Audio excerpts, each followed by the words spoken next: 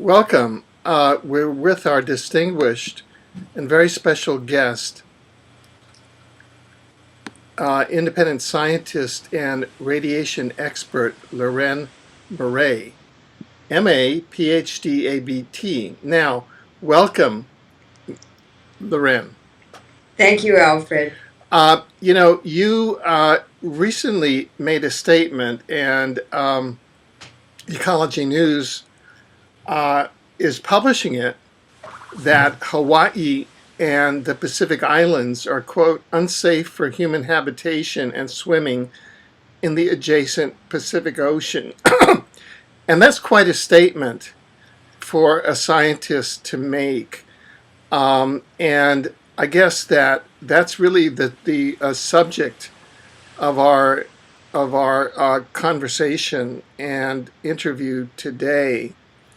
Why did you come to the conclusion that Hawaii, the 50th state of the United States, and the Pacific Islands, which you'll get into in more detail, are, quote, unsafe for human habitation and swimming in the Pacific Ocean? Well, the reason is because of it's really accumulated information over time since the Fukushima disaster happened. But it's also because I'm a geoscientist, and so I understand atmospheric circulation and the circulation in the oceans. It's all fluid dynamics. It's just an engineering concept of physics, a physical constant. But when you look at the amount of radiation that's been released from Fukushima, now no one really knows. We don't know who's telling the truth. We know a lot of people are lying. We know that right after Fukushima happened, in the weeks and months afterwards, that all governments were covering up the real levels. And the only data that international scientists that I work with, for instance, Dr. Busby in England, the only data that we trusted was from the monitoring stations that are buoys all over the oceans of this planet, and they are privately maintained by the Comprehensive Test Ban Treaty organization that monitors radiation in the environment for treaty verification. So they are independently supported, and they did report accurately and globally what the radiation levels were. They were horrendous. They were horrific. But another thing that happened in August is that a Chinese scientific paper came out with very interesting data. It was a map of 1.5 years after the Fukushima disaster with the cesium levels, and it showed the tsunami debris field, which is all contaminated with radiation, extending nearly from offshore from California, from the West Coast, all the way to offshore from China. So this debris field is trapped between east-west currents, two currents that split off of the Kuroshio current, which starts in Taiwan. It goes north up past Japan, and at the top of Honshu, which is the biggest island, and before you get to Hokkaido, it splits, it joins with the Oyama current, which is coming out of the Arctic, and then they go off straight east into the Pacific, across the Pacific Ocean. They split, and the tsunami debris field is between the split currents that extend all the way across the Pacific. And so these islands, in particular, one part of the Kuroshio current, which is the strongest current in the world, goes directly to the Hawaiian Islands. So that current is 3,300 to 3,500 feet deep. and it's also 75 kilometers wide, nearly 60 miles wide, and it's traveling um, 2 or 3 miles an hour to up to 9 miles an hour. And it's a tremendous force. It's part of the Great Conveyor Belt that circulates around the Pacific and the Atlantic. And all of this radiation is being distributed all over the world. It's already completely mixed in the global atmosphere in 1 year because of all of the convection. And what drives it is the very cold polar regions, the Arctic and the Antarctic, and the very hot equator. And hot air and cold air want to mix. And the bigger the temperature difference, the more violent the mixing is. Right. So the polar vortices may be even more have more of an effect of mixing the radiation. Is this part of the weather warfare for spreading Fukushima radiation? Well, what the weather warfare, this weather climate change meme or fraud that is being perpetrated from England and also from the Lawrence Livermore National Lab, Nuclear Weapons Lab, where I worked. And one day in about 1989, I walked down a hall in the Lawrence Livermore lab. I was a staff scientist, and I saw a door open, and I looked through the doorway as I walked by, and it was a big room full of young hotshot computer scientists, all sitting in these gigantic desk chairs or computer chairs at these huge monitors. And I said, "What is that group?" And somebody said to me, "Oh, that's the climate change group." And I went, "Oh, more science fraud at Livermore." And that's exactly what it is. This is my goodness. It's 20 years later. No, it's longer. Yeah, 20 years later. Um, the the the I'm sorry. Everything that I suspected then has been proven because people were so fed up, scientists who are honest, were so fed up with all this fraudulent, quiet climate change scam.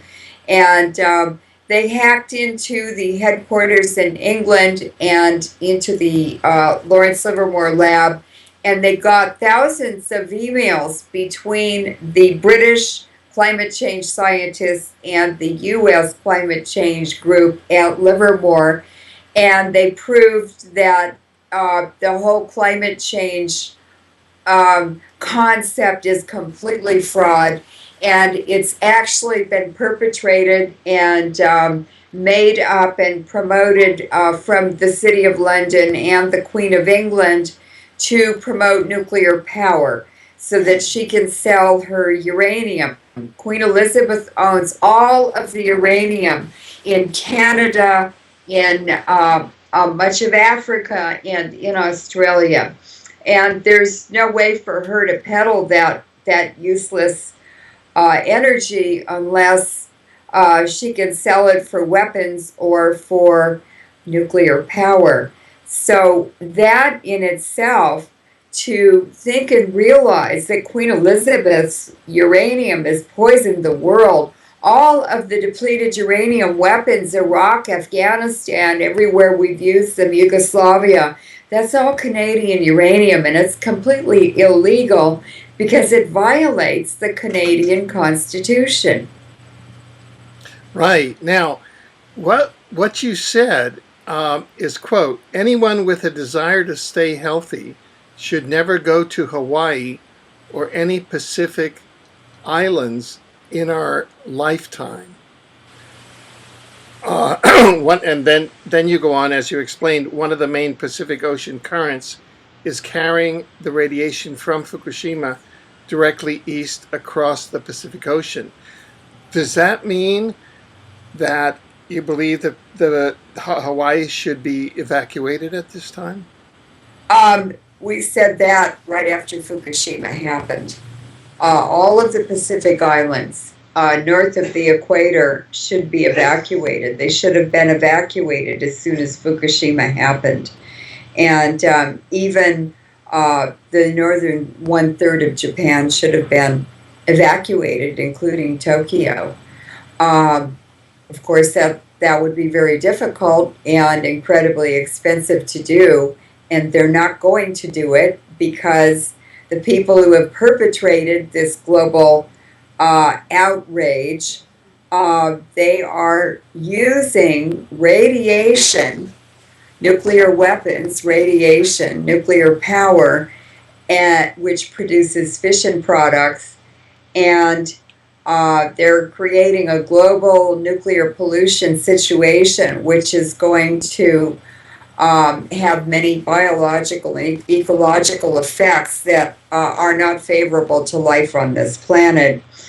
And they are combining nuclear weapons and nuclear pollution for depopulation with HAARP technologies and applications, such as the Fukushima tectonic nuclear warfare disaster, where they triggered the Tohoku earthquake at Fukushima with HAARP and caused it to release huge amounts of fission products, which is a silent global nuclear war.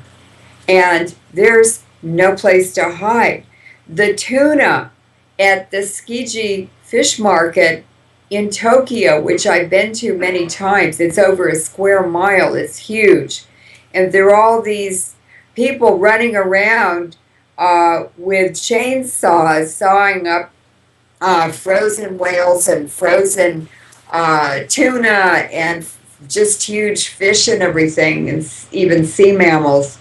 The price of tuna this year at their sale, which started a few weeks ago, was 95% down from what they were paying for tuna last year. In other words, the price was 5% this year of what they paid 100% for last year.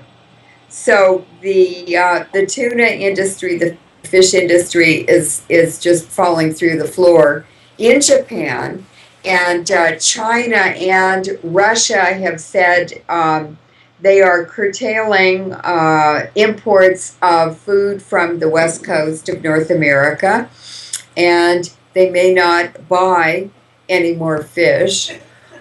We know that the Pacific Ocean, the seaweed, the fish, the plankton, everything is contaminated now from Fukushima. This is from the Arctic all the way to the Antarctic. And this great conveyor belt that controls the world climate, it's actually the heat sink for the world's climate, circulates through the Pacific and then back through Southeast Asia into the Atlantic, around the Atlantic, back through Southeast Asia, around the Pacific. So this is just just a giant mixing machine in the oceans. And then the air also behaves as a fluid, and that has an even more turbulent, more violent, more convective mixing effect that's much faster than in the oceans. We do know from NOAA samples, the National Oceanographic and Atmospheric Administration in the federal government, that they took samples, I think in April or May after Fukushima happened, just a month or two. And this was up in Alaska, and the Alaska fish and seaweed already demonstrated that bioaccumulation had happened. And what that means in the fish and the seaweed is that the seaweed and some of the fish, the filter feeders especially, they trap and they save, they store up they bioaccumulate the radioactive isotopes, in particular iodine in seaweed, 50,000 or 150,000 times higher than the water that the seaweed is living in. And it's also true in certain species that people eat out of the oceans. It depends on their eating habits and where they feed in the water column and so forth.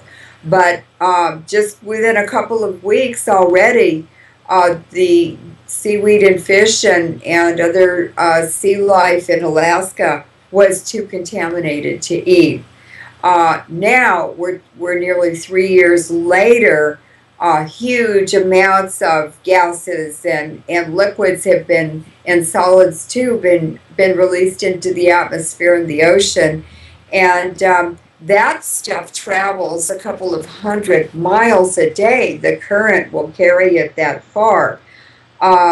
So I have sent you an image. It's the projection of the distribution of the debris field with the radiation levels in colors on it.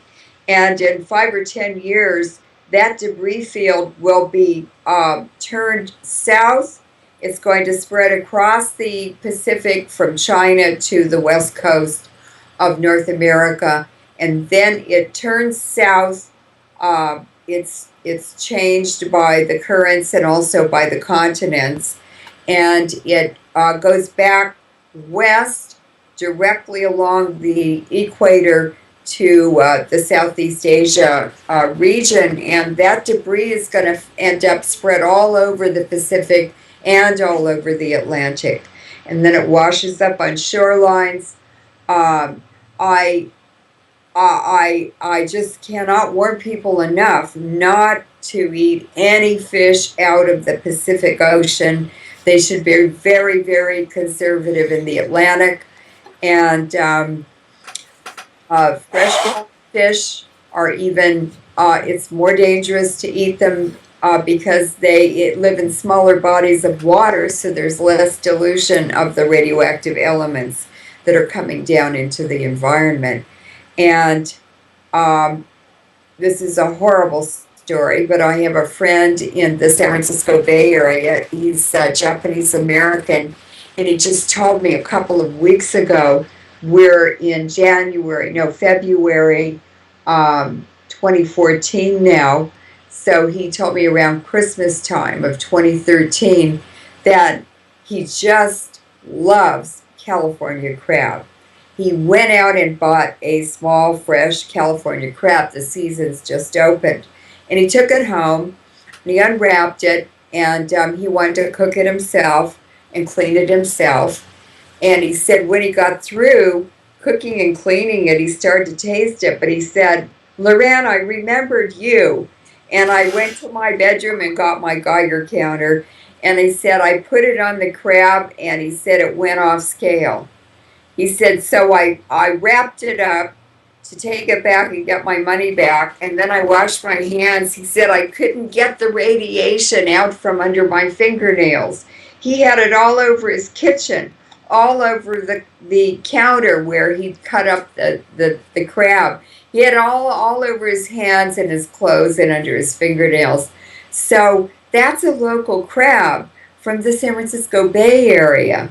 I'm telling you, the Pacific Ocean is toast. And if we eat anything out of the Pacific Ocean, if we go swimming, if we go to Hawaii on vacations, we are toast. Well, it sounds like, from what you're saying, Fukushima radiation is making swimming in the Pacific Ocean along the West Coast unsafe for humans. Is that correct? That's correct. Okay, now let's segue to this. You've talked a lot, at least we've had conversations about, quote, disinformation or misinformation. And the LA Times, which is the second or third largest mainstream newspaper, recently came out with a major article saying it's safe to eat Pacific Ocean fish. There's nothing wrong with swimming, because there were all these citizens going out with their meters and a lot of information. Also in Alaska, the University of Alaska said there may be a problem with Alaska seafood, but the state of Alaska came out and said there's nothing wrong with Alaska seafood. And commercial fisheries here and there hire consultants who say, oh, there's nothing wrong with your fish. How do you balance out, or could you make a statement or an observation about the disinformation or misinformation or contradictory information? I guess people are really confused. Well, the lies of Hiroshima and Nagasaki are the lies of today. And they begin the cover up of the danger of fission products and nuclear weapons and nuclear power eventually with the bombing of Hiroshima and Nagasaki, and the lies in the cover up have never stopped. Now, what I did to counteract, to break through the cover up in Japan, I went on 20 speaking tours between the year 2000 and 2010. So I went 20 times to Japan, traveled all over Japan, spoke all over Japan, worked with the parliament, worked with the media, worked with citizens groups. It was the most life-changing, positive experience that I've ever had. If you want to have fun, take on a really big issue like radiation. But your life turns into a spy movie. But it's worth it. So, what was I talking about? Yeah, we're trying to deal with the disinformation and the misinformation which is out there on a daily basis. Right. Because people are confused. The LA Times is saying yes, the Pacific Ocean is safe to swim in, and Pacific Ocean fish are safe. The state of Alaska is saying Alaska fisheries are safe. The University of Alaska says, wait a minute, they may not be safe. So how are people to know, in your judgment? Well, you have to look at the money trail. And so any state, any country that is being so impacted by a nuclear war, it's a covert nuclear war, it's the most intense one that's happened. They're going to protect their commerce. They're going to protect their fishermen and their fishing industry. They're going to protect their politicians, and they're going to protect their governmental agencies, and the federal government will also cover up because they have even more to lose by not hiding this truth.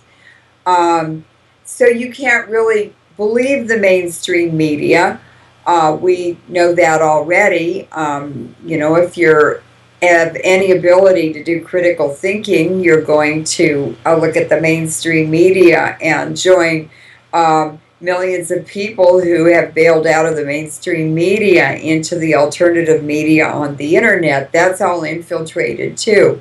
But if you begin to educate yourself and you make networks with friends and people who are informed and telling the truth, who want to really sincerely inform the public, you can figure it out yourself. People are smart. They've just been told they're dumb their whole lives. But people do know something is very wrong.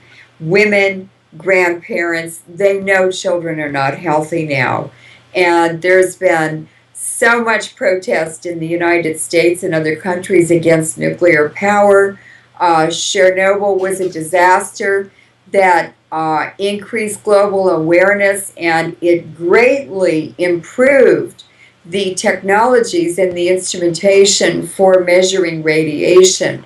So a lot of good things came out of these very, very horrific, very tragic events that have hurt a lot more people. So um, it's just that they're very powerful interests who own the media. The Rockefellers, who are the big promoters of nuclear power around the world, they own GE and Westinghouse, and they own two TV networks. Their name is not on it, but they control the news on those two TV networks. You should see the list of corporations that suddenly are in partnership with Japan post Fukushima. It's even includes the Federation of American Scientists. It's surprising. Amnesty International is in cahoots with TEPCO and the U.S. government on this cover-up too. So, how can 6 nuclear reactors blow up and continue releasing horrific amounts of radiation? It's a really toxic, the most toxic biological poison that there is ionizing radiation. It's many times worse than chemicals, most chemicals. So the answer to all of this tragedy is education. It's exactly what we're doing and what we have been doing, Alfred. And that's the ultimate solution. That's the best option, because as people become more informed and the world turns on information, they're better able to respond in more appropriate ways to their own survival. We're facing global extermination. It's so hard to believe. It's so hard to wrap yourself around this concept. I was in denial for like 7 or 8 years, just on the depleted uranium issue. And I said finally one day, wait a minute, this isn't an accident. These people know what they're doing. And that's when everything changed. I sat down at the computer and I started Googling a Google search on University of California plus depleted uranium, plus nuclear weapons, plus London financiers, plus Skull and Bones. And that took me down a rabbit hole that I'm still in. There's no end to it. Now, you live in Berkeley, Berkeley, California, Yes. and you talk about viewing the weekly obituaries for young students in the Daily Cal there, the University of California at Berkeley, and you say there are frequent obituaries on students who died from mysterious ailments, and they were in their late teens or early 20s. One of them was a beautiful young athlete who surfed all summer in 2012, and she dropped dead from a heart attack, cesium, a few months after she came back from Hawaii. This is in response to a woman from Canada who wrote you concerned about the radiation in Hawaii. Could you talk more about that? Yes. I like to read all kinds of publications, the free weekly magazines, the campus. I live in the city of Berkeley. The student newspaper has very interesting information and news about university happenings. And anyway, I started noticing at the end of last summer, the summer of 2013, that there was starting to be an obituary every week on the front page of the Daily Cal, which is the student paper. And it was a disproportionate number of young students. These are 18 and 19 and 20. Now, at that age, you're very active with sports and bicycling and things like that, especially because this is California and it's the Bay Area, so we have lovely weather all year long. People are outdoors all the time. And I started noticing these obituaries, and there was never any statement about what these young students died of. But when this particular young student, just a beautiful young blonde undergrad, when I saw her photo and her obituary on the front page of the Daily Cal, it really hit me. It was probably October of 2013. And I started investigating and doing other interviews about celebrities who were dying, who had radiation related illnesses, a lot of times from flying. The whole air column around this planet is contaminated now with radiation. Flight crews are dropping dead and have radiation related illnesses. Pilots are having heart attacks in the air while they're at the controls of the airplanes. It's really starting to show now. But going back to this young woman, I read the whole obituary, and she had spent the summer in Hawaii, 2013, surfing the whole summer. So I knew that she probably died of cardiac arrest or a stroke. That's the most common thing. Racehorses, athletes, football players, soccer players. This is happening, not just a one team member. It's multiple members in the same week announcing that they have leukemia and heart trouble, and it's just hard to hide now. And when you think of the Olympics being held in Tokyo, Japan, in 2020, is that ever holding an athletic event in the middle of a country under nuclear war? It just seems completely Orwellian and insane, because it is. Right. Now, there's sort of two areas there. You just brought up the issue of the atmospheric air column. Could we go there just for a couple Yes. of questions? Yes. Recently, we had a person who was actually a former Parks Board commissioner of Vancouver, D.C., fly from Vancouver International Airport to Heathrow, and she brought along her Geiger counter, and what she found was readings of up to 3.60 microsieverts per hour, and the annual limit for air flight attendants is 1,500 microsieverts per year. So we did a calculation that showed that at that level, on an annualized basis, that was 3 times the legal limit of what the FAA stated for air flight attendants' exposure to radiation. Why is the FAA not measuring radiation, and why aren't they telling the crews and the pilots and the passengers about this danger? They're protecting commerce. They're protecting government agencies. They're protecting corporations. They're protecting the entities, the vested interests behind HAARP and nuclear weapons.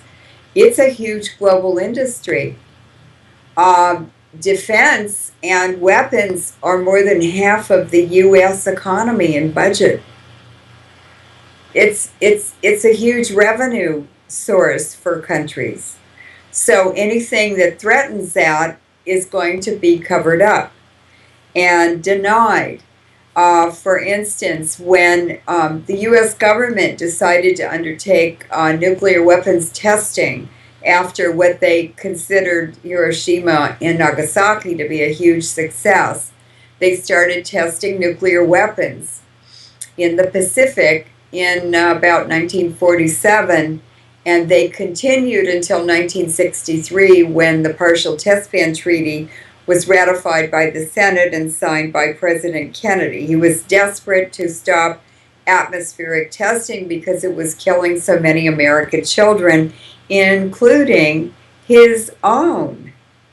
Jackie Kennedy had many miscarriages, and then they lost that baby Patrick, who was born full term right after they moved into the White House.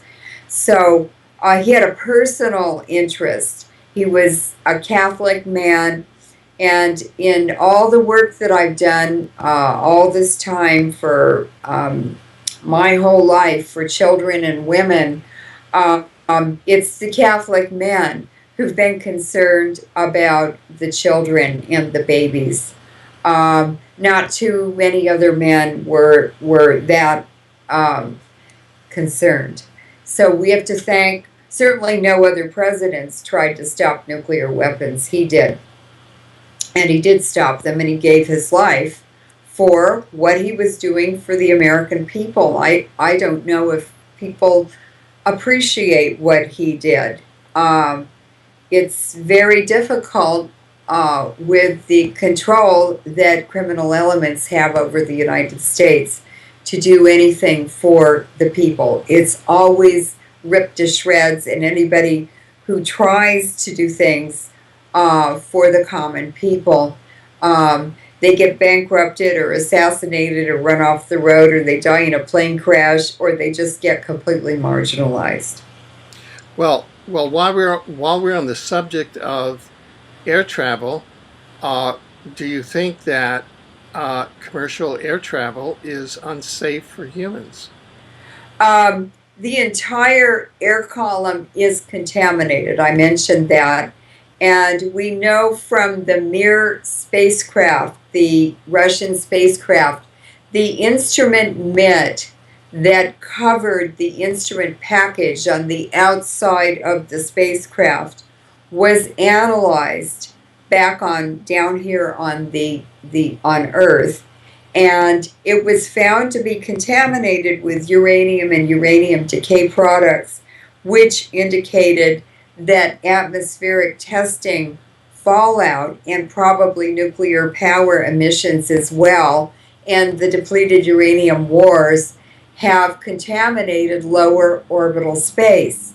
So that's why I wanted to do this interview and explain how dynamic the atmosphere and the oceans are. People don't realize how radiation can get from Japan all the way across the Pacific Ocean to the United States. They don't understand that distance doesn't protect you. It's weather and geography that determine the amount of radiation deposited in the environment. And there are cities, I mean, I'm in the San Francisco Bay Area, because of the geography and the location and the currents. Los Angeles is getting much more radiation exposure than the San Francisco Bay Area. It's just the currents and the geography and the winds. And cities on the East Coast, Pennsylvania, Pittsburgh, and a city in Florida, they have the highest radioactive iodine levels in their drinking water of any cities in the United States. You would think it would be the West Coast, the Bay Area, but it's not. It goes wherever it goes. And with HAARP and the ability to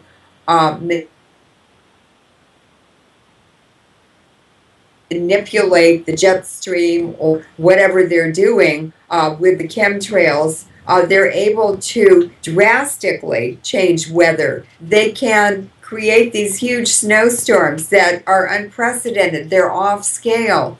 The Tohoku earthquake in Japan that caused the Fukushima disaster was a HAARP event. They've never had an earthquake of that magnitude in over 1,000 years. And I found out because the Japanese are very clever, they're very well educated, they're very smart people, they're very aware. And they started publishing investigations and documents in the media, on the internet, all over the place, that a magnitude 9 earthquake had never happened in Japan, and it didn't happen when Fukushima occurred, that the magnitude was a lie, and that the seismic stations actually measured an earthquake of something like 8.4, which would be much more in the framework of what has occurred in the past. It's consistent with patterns that we know over long periods of time.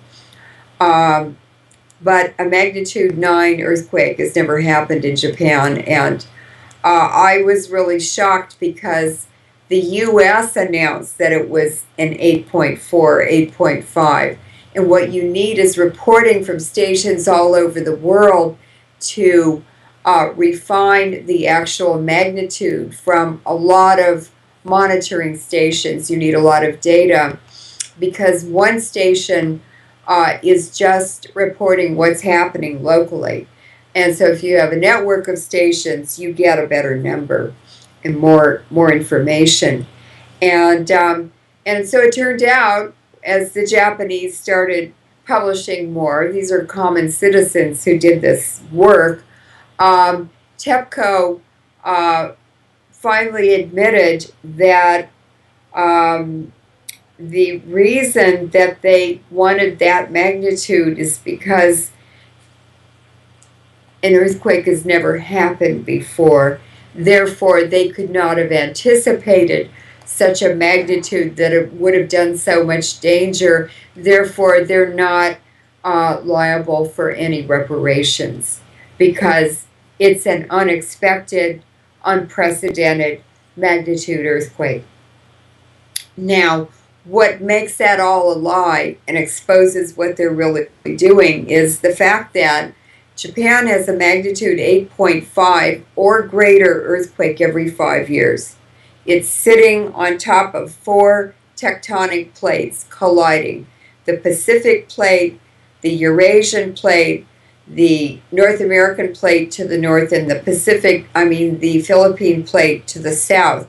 They're all crashing together right where Japan is located.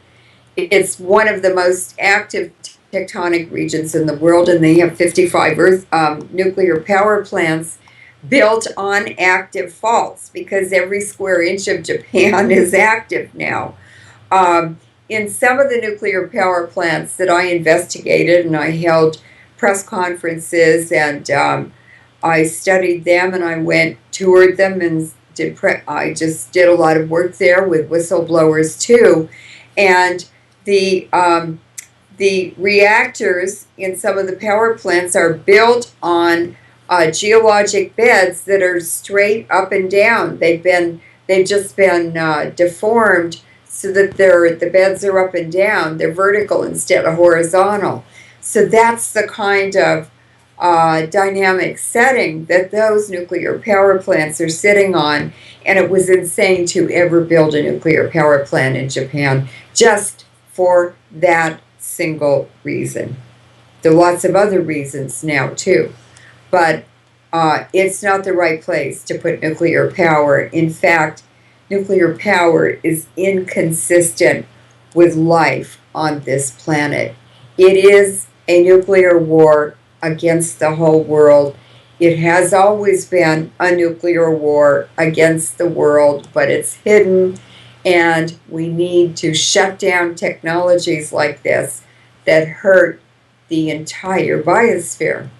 These are super lethal toys that citizens are allowing their governments to play with and then to spread around the world for profits, for the Rockefellers, for the Rothschilds, for Queen Elizabeth, for all these vested interests. Queen Elizabeth is the richest person in the world. Why is she executing and exterminating the whole planet so she can have more? tell me that. Yeah. Is that recent report by the UK Parliament that the palaces are falling apart and she needs $50 million to upgrade them? Is that just like political cover? Is that like the the spider having a false lair or something?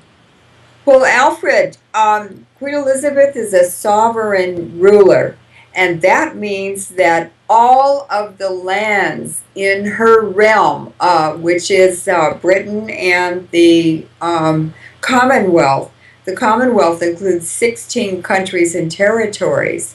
She owns all the mineral rights because she's a sovereign ruler. She owns all the people. She owns all the offshore mineral rights. She owns British Petroleum. She personally owns half of Shell oil. She shares that with the monarch of the Netherlands. This is basically, these are two gangsters in tiaras. Queen Elizabeth is the East India Company, and Queen Beatrice, who just stepped down and her son took over as King of the Netherlands, but Queen Beatrice is the other gangster in tiaras, and she's the head of the Dutch East India Company. It's just big drug rackets. They're gangsters. They're criminals in very nice tiaras. Right. And so that kind of consciousness doesn't appreciate art and palaces and actually lets them run down as kind of cover. I I just asked that because people are questioning that paradox. Well, Uh, in terms of the land that Queen Elizabeth has legal claim to, it's 33 trillion dollars in land that she has claim to. 85% of the world owns nothing. Something like 25 people own over 12% of the world. She's one of them. She's the biggest landowner in the world. And she can't, she has to steal money from government funds for poor people. She was trying to get money from a government funding organization that gives money for people in the wintertime in England, money for heat. She was stealing that for her castle. right. There's no morality. There are no ethics. These people are complete gangsters. And her crown has the Maltese cross in diamonds all around it. That's the Maltese cross. That's the Knights Templars. That's the gangsters running the world. And she wears it very proudly. Right. Now, let's get back to ocean circulation and Hawaii. You talked about the ocean circulation, the thermohaline layers in the ocean, the von Karman vortices, currents, the vortexes where fish breed and hatch and feed, the great the great conveyor belt. Is there anything more that you want to talk to our readers about, so that our viewers about, so that they get a picture of why it is and the mechanism by which this extermination, this radiation extermination, is occurring? Yes. First of all, the this tsunami debris field that stretches across the Pacific is going to destroy North America. There's no way out. It's going to make everybody sick. It reduces productivity. It ends up bankrupting an economy. That's what happened to Russia. The Soviet Union collapsed because of Chernobyl. But Chernobyl was a false flag. It was engineered. It was designed and executed. It's a military deployment to take down the Soviet Union so they could end the Cold War. And they used the Cold War to develop HAARP. It was secretly developed jointly by the U.S. and the Soviet Union together, and they did it at Leuren Moret Nuclear Weapons Lab.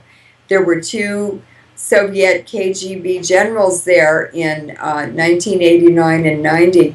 They were turning over the technologies of political control that they had used to subdue the citizens in the Soviet Union, turning it over to the U.S. government. And I asked my lab partner, what for?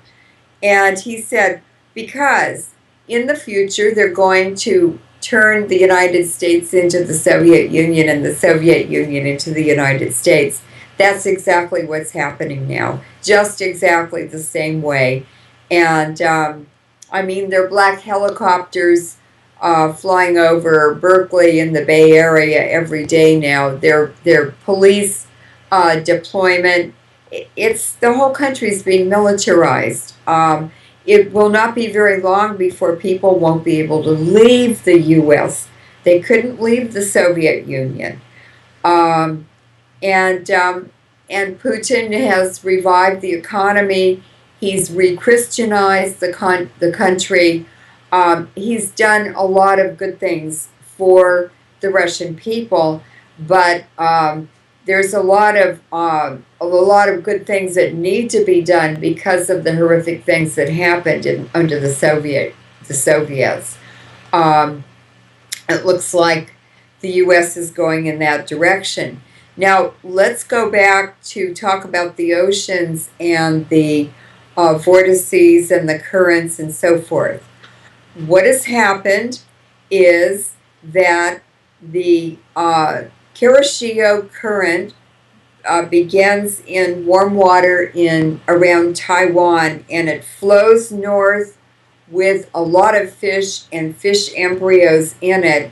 And it's a very strong current. It's the strongest current in the world, and it's part of the global ocean circulation. And it meets the Oyama current, which is a very cold Arctic current that's coming down the Caroline Islands along the east coast of Asia and East Asia. And it meets the Kuroshio current just south of Hokkaido and just north of the end of Honshu. And they move out east in an easterly direction into the Pacific Ocean.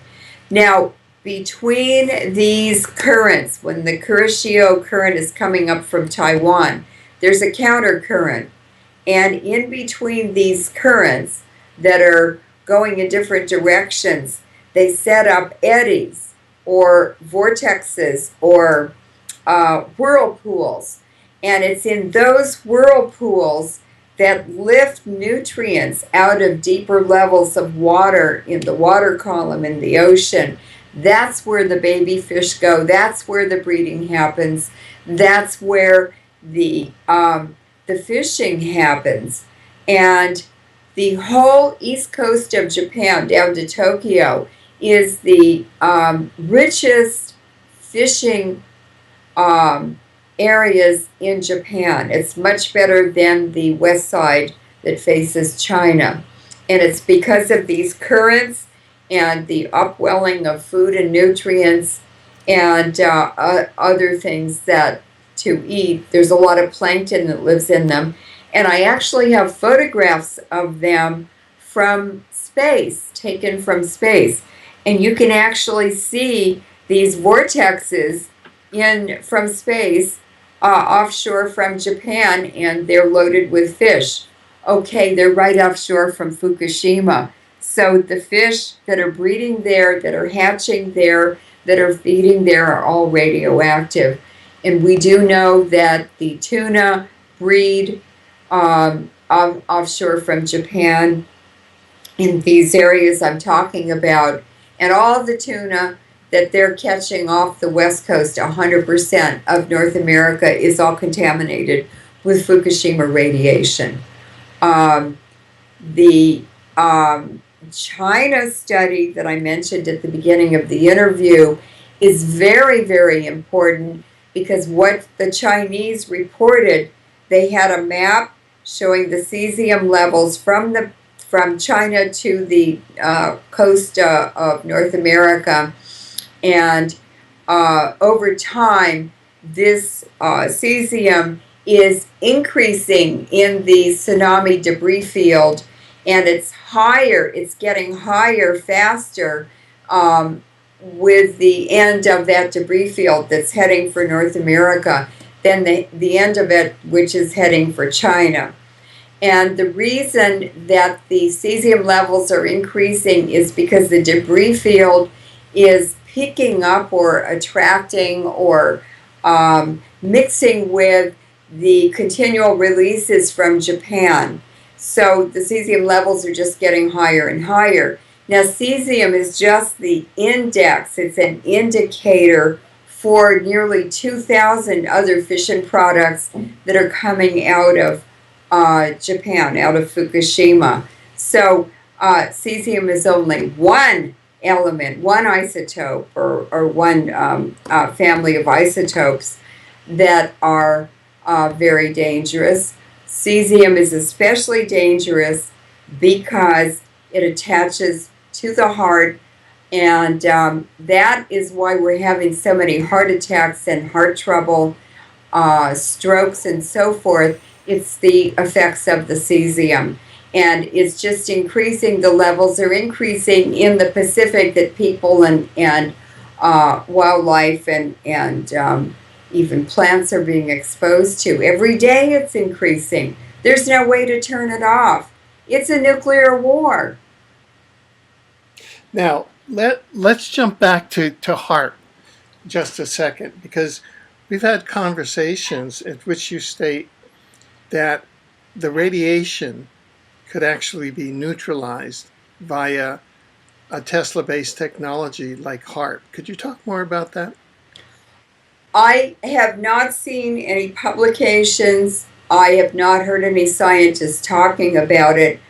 My time with the nuclear weapons and nuclear industries and earth sciences and academia, I've seen nothing but desperate attempts to murder scientists, to isolate them, to discredit them. Anyone who's come up with an alternative technology to clean up radiation has been horrendously attacked. And that indicates to me that there is a secret cabal controlling this global nuclear pollution that has been engineered over a period of 100 years. And they have now combined nuclear technologies with Tesla, which is an energy technology, so they can cause natural disasters, hurricanes, tornadoes, earthquakes, tsunamis, anything they want to. They can trigger it with HAARP, and then they're attacking nuclear facilities so that the nuclear pollution globally is mixed in a year. And it's for depopulation. There's no other explanation. And these people are insane. Right. But from a theoretical standpoint, the HAARP technology could be used to neutralize the radiation. It's the only thing that Right. I know of that could possibly deal with this extreme form of energy. Right. And what I want to say is that these elements, uranium, plutonium, these nuclear elements, and all the elements have been made in star processes out in space. That's what stardust is.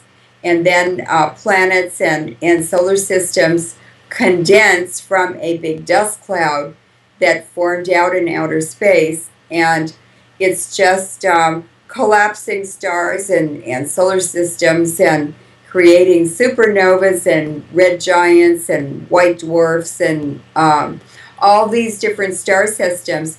Each of those star systems makes different elements. So when you're inhaling or ingesting plutonium, just one atom, or uranium, you're swallowing, inhaling a tiny piece of a supernova. Do you have any idea what the energy regime of a supernova is? We're just like a bag of water. So just drop a piece of a supernova in a bag of water, and you destroy it pretty fast. Right. Now, but still, getting back to the HAARP issue and the Tesla technology issue, theoretically at least, the controllers of HAARP, that's a political question. So if there were a political transformation where the controllers of HAARP shifted and were willing, new controllers came in to use HAARP to neutralize the radiation, then that's one way that this attempted extermination, that this genocide could be halted, correct?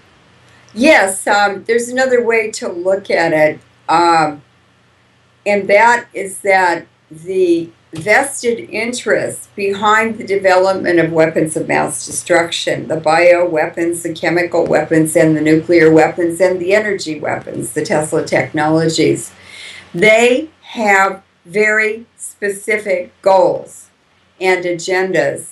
And they've been working on these for thousands of years. This goes all the way back to Mesopotamia, that they wanted to reduce the world population. They want to drive countries into debt and credit. They invented corporations, all of this.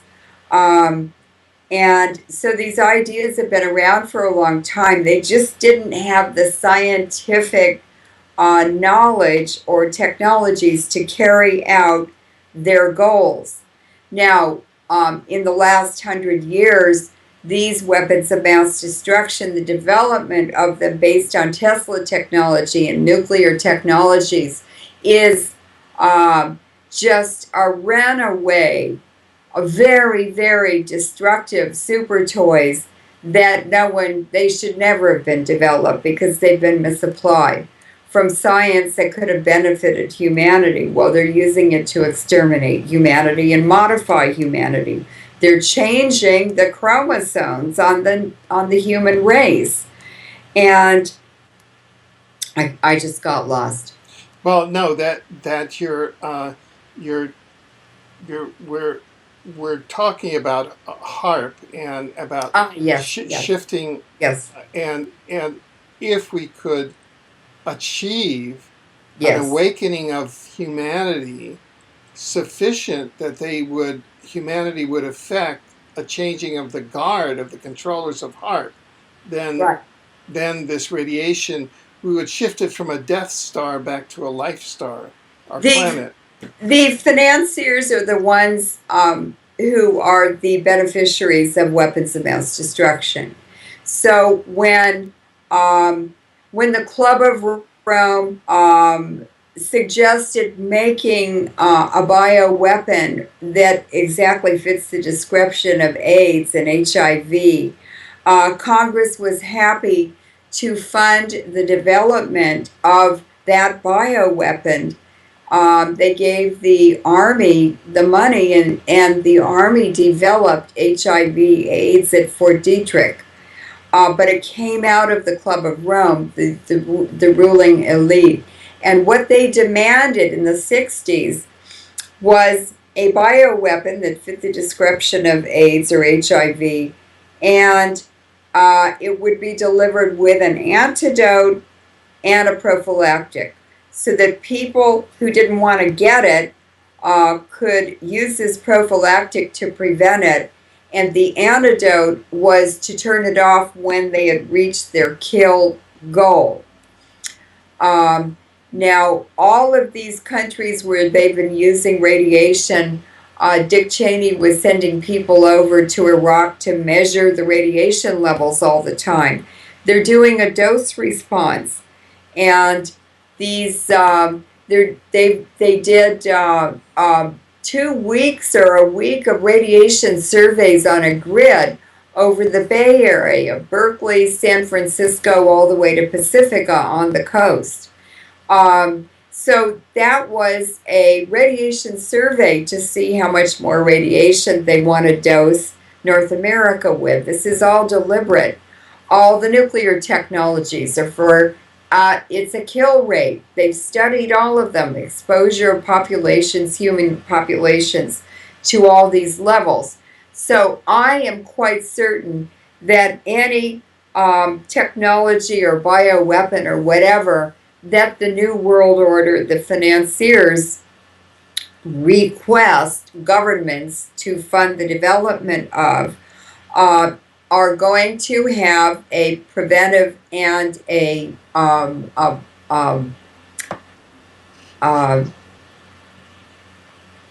way to turn it off, a prophylactic and I can't remember. Anyway, they're going to ask for that with any weapon that they put an order in for.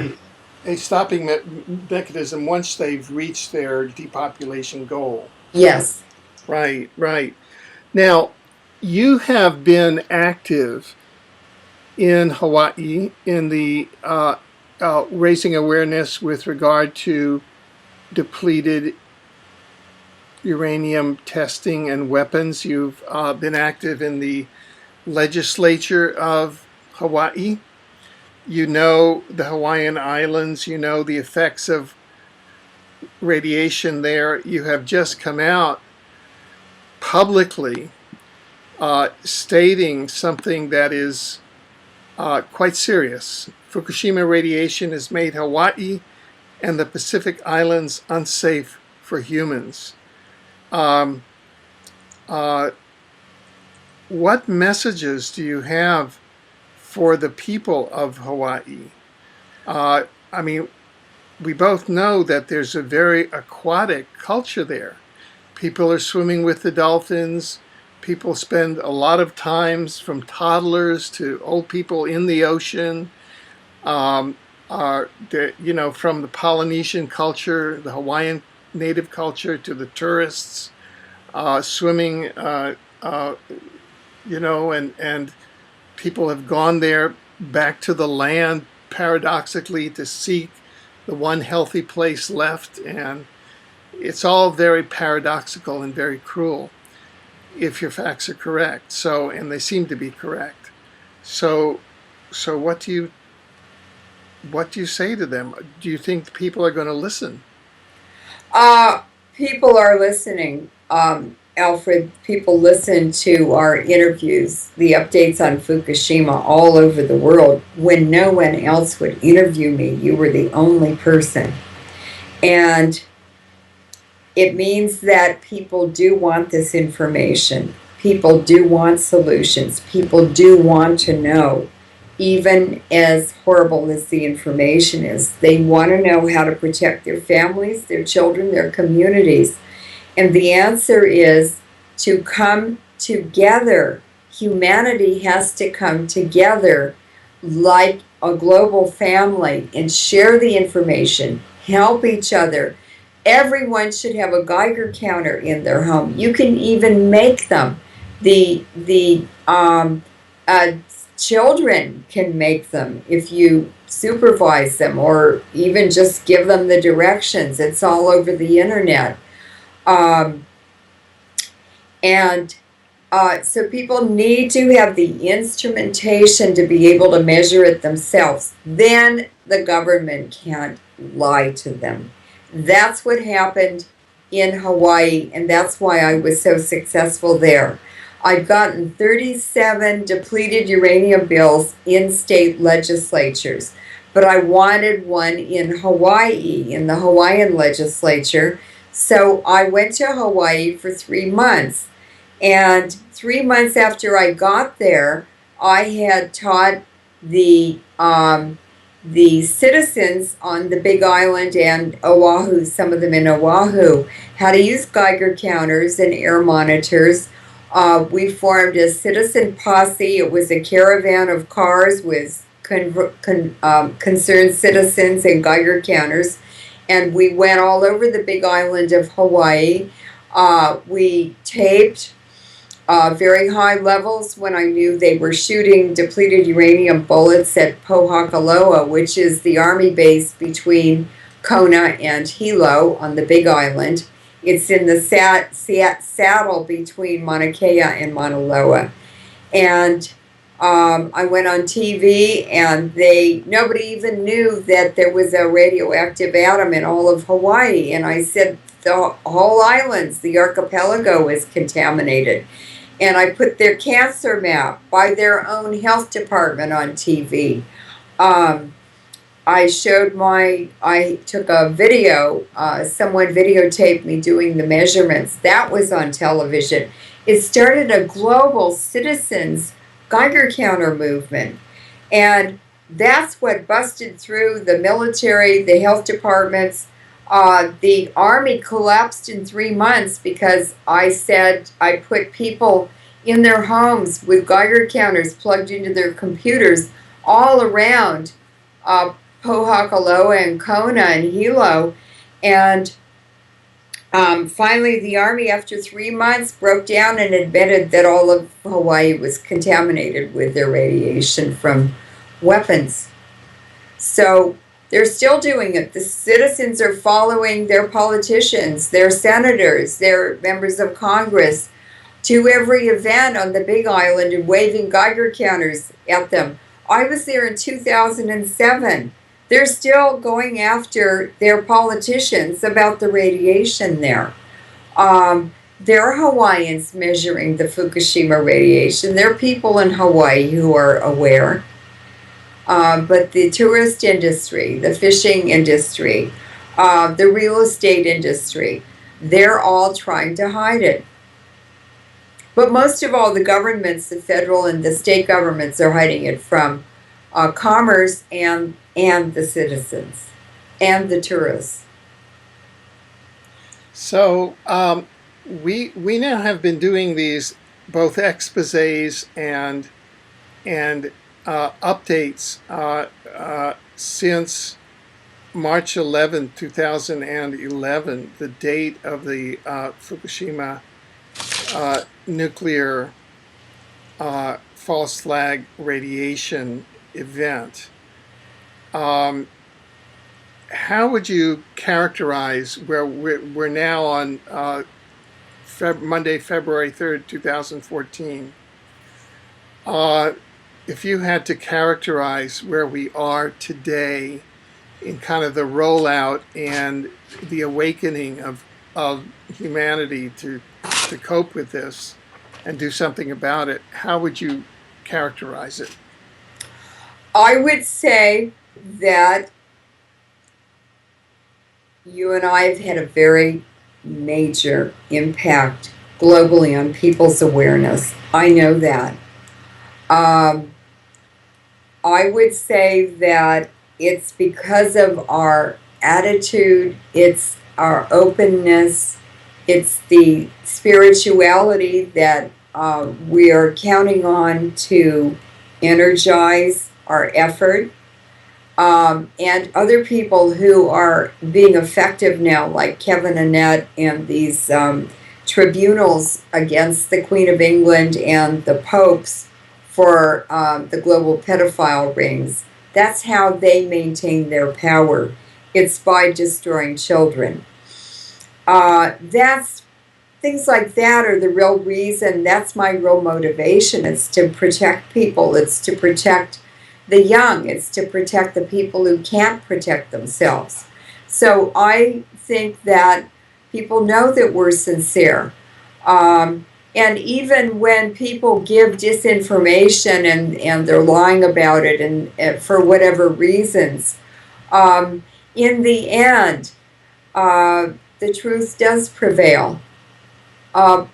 I don't have any power. You don't have any power. It's the information we're presenting to the public that has the power.